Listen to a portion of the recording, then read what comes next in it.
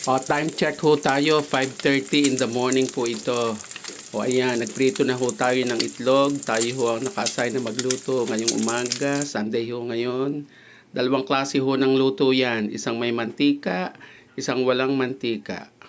Yan mga may mantika na yan ay para sa aming mga anak, prinsipe ng kaharian. At ito namang walang mantika ay sa mga senior. Ayan, yan, nakayari na ho tayo. Dalawang itlog na pinrito, may mantika, dalawa din na walang mantika, ay di ayos. Pagkatapos, yan, nag-steam ho tayo ng okra at saka ho talong. Pwede naman hong iprito din yan, kaya lamang isawan-sawa na tayo sa katakot-takot na mantika. Di ating i-steam. Meron din ho tayong saluyot. Maganda ho yung saluyot na yan kung kayo ho ay may mga acid reflux. Yun hong mga saluyot, alugbati, okra, yan ho ang inyong kainin, lalo na ho sa hapunan. Yun, nayari na natin ang ating mga in-steam. Ayos na ho yan. Tapos nakaisip naman ho tayong mag-ihaw ng tuyo. Ito ho ang aming ihawan, walang uling, walang usok. Basta ilagay nyo lang dyan. Pagkatapos inyong takpan. Ayan. Tapos maya-maya ho, tapos na ang inyong inihaw. Walang kausok-usok. Makisig na makisig ang pagkaka-ihaw ho niyan. Yan, malutong-lutong ho yan. Okay, yan ho ay wala ring mantika. Iwas mantika tayo. Ito na ho ang ating naihanda. Ang inihaw na tuyo, ang itlog na may prito at may hindi prito. At saka po, meron tayong sausawang patis na may 6 na kalamansi. At iyan na po ang ating mga in-steam, okra, saluyot, at saka po naman talong. Pagkasarap nito. Sino nga ayaw nito? Yan.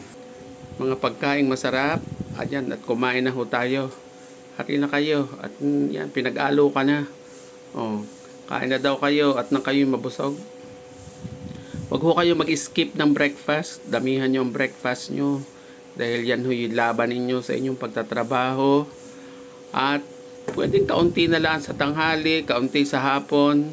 Pero madami ho sa almusal. Pinakikita ang mga inihaw na sa Batangas ang tawag diyan binangi. Binanging hawot o tuyo. Yan. Ang kalamansi natin na may patis, 6 na kalamansi, kaunting patak ng patis. Balanse ang asim, balanse ang alat. Huwag masyadong maalat. Yan, hindi na ho natin ipinakita. May kape ho tayo dyan sa gilid. Para may panulak naman ho tayong kape.